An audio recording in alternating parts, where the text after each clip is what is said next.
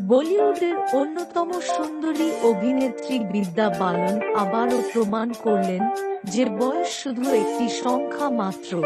তিনি শুধুই দুর্দান্ত অভিনেত্রী নন, ফ্যাশন ও স্টাইল জগতের এক অনন্য আইকন। দ্য পিকক ম্যাগাজিনের 14 জুলাই 2025 সংখ্যার কভারে প্রকাশিত হতে তাকে দেখা গেছে এক নতুন রূপে, যা প্রকাশিত হওয়ার সঙ্গে সঙ্গেই সামাজিক মাধ্যমে দেশ জুড়ে সাড়া ফেলেছে। এবারে তার নতুন হেয়ারস্টাইল, গ্ল্যামারাস লুক আর অনবদ্য পোশাক নির্বাচন তাকে একেবারে ভিন্ন মাত্রায় উপস্থাপন করেছে। এই ম্যাগাজিন ফটোশুটে বিদ্যা বালান সম্পূর্ণ নতুন হেয়ার কাটে হাজির হয়েছেন, যা তার আগের সাধারণ হেয়ারস্টাইল থেকে পুরো আলাদা। নতুন হেয়ার কাট ছিল কাঁধ পর্যন্ত, হালকা স্তরযুক্ত এবং ব্লন্ড হাইলাইটে সজ্জিত।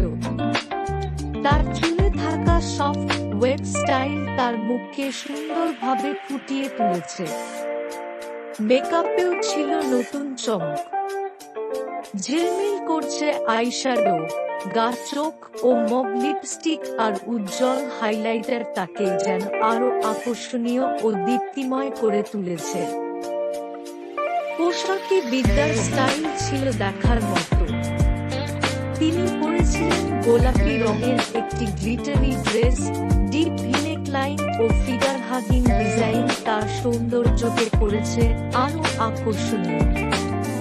পোশাকের সাথে ম্যাচ করেছিল পালক বসানো আকর্ষণীয় গহনা, একটি চোকার ও একটি ব্রেসলেট। এর ঠিক 1 বছর আগে বিদ্যা বালান এর হট ফটোশুট গ্লোবাল স্পা ম্যাগাজিনের 2024 সালের জানুয়ারি সংখ্যার প্রচ্ছদে স্থান পেয়েছিলেন।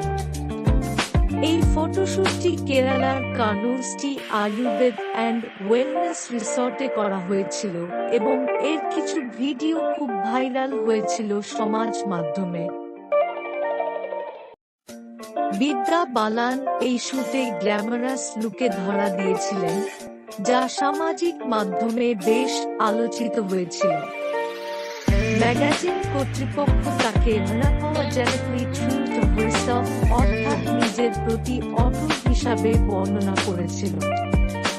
তার এই নতুন লুক এবং মেকওভার দেখে অনেক বাঙালি সংবাদ মাধ্যম এবং তার অনুরাগীরা খুবই প্রশংসা করেছিলেন।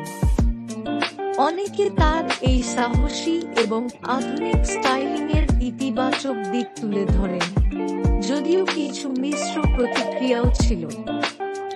এই ফটোশুটের পিছনের দৃশ্য বা বিহাইন্ড দ্য সিনস এর কিছু ভিডিও ক্লিপ ইউটিউবেও প্রকাশিত হয়েছিল।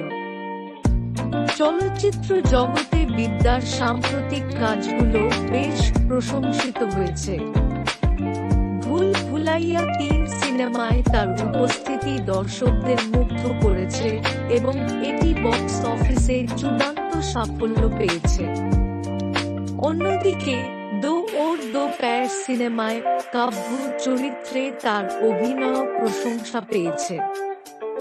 সিনেমাটি পরিচালনা করেছেন শীর্ষা গুহ ঠাকুরতা এবং চিত্রনাট্য লিখেছেন অমৃতা বাগচি, ঈশা চোপড়া ও সুপ্রতিম সেনগুপ্ত।